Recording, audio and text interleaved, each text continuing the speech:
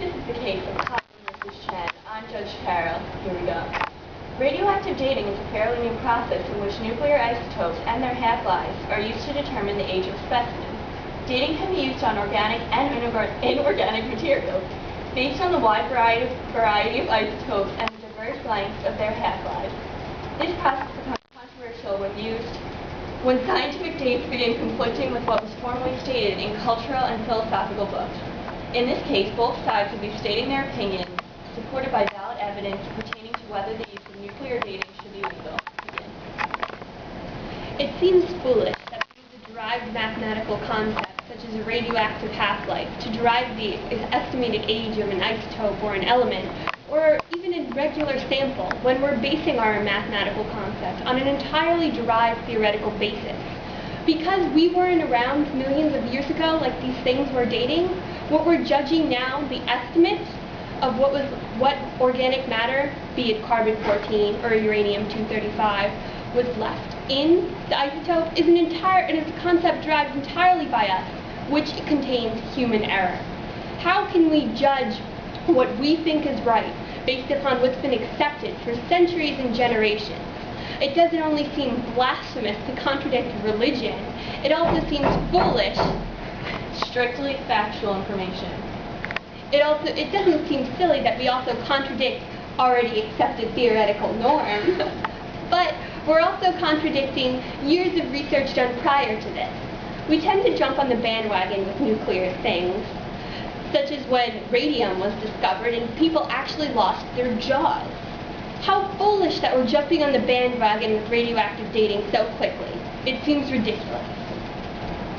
Radioactive dating has allowed us to understand how long fossils have been around by ascertaining the decay of certain radioactive elements in them.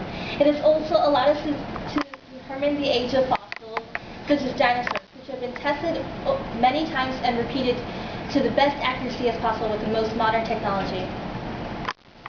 How silly. We've said that the Earth is millions and millions of years old, but all of our previous data suggests that it's not nearly that old. I'm not just quoting from the Bible, don't ping me here. But honestly, do we really need this new concept to tell us philosophically how we are as a people and what we've come from? How ridiculous. It's not just philosophical, it gets really scientific because we have concluded that half the amount of carbon-14 is lost every 5,730 years.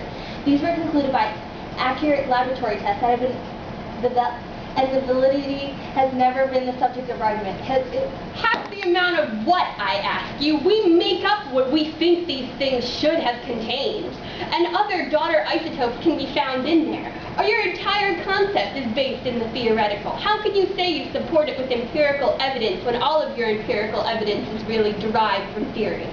Well, we have taken the samples out of many different parts we have taken evidence from many different parts of a rock and other artifacts that allow us to determine the accuracy, and we've used the most up-to-date technologies such as mass spectrometers. How can you say a wide array of test subjects or mass spectrometers can contradict the fact that your entire process is based upon human error? We've been so wrong. We prosecuted Galileo Galilei for heliocentric theory, and that was done by the Pope. Enough with the religion. Sorry. Anyway. Well, the fact is, humans have a long-standing affinity to be wrong and have fallibility. So how are we basing now what we think today on what happened yesterday? Because tomorrow it will be wrong again. Well, radioactive dating is based on radioactive decay, and radioactive decay is not affected by temperature, concentration, or any other outside factors. It is very accurate to the point where we know that we test it in laboratories, so they aren't affected by any outside contributing factors. But how can any mathematical formula wake up to the fact that your independent variable is derived by humans? We're not positive. There's no way we can go back in time and measure yet. I mean, come on now. What would Jesus say? All right. Simmer down and enough with the religion. Well, Well, testing radioactive dating is to the point where Are you honestly saying that radioactive dating can possibly be more accurate than years of first-hand knowledge that we've had?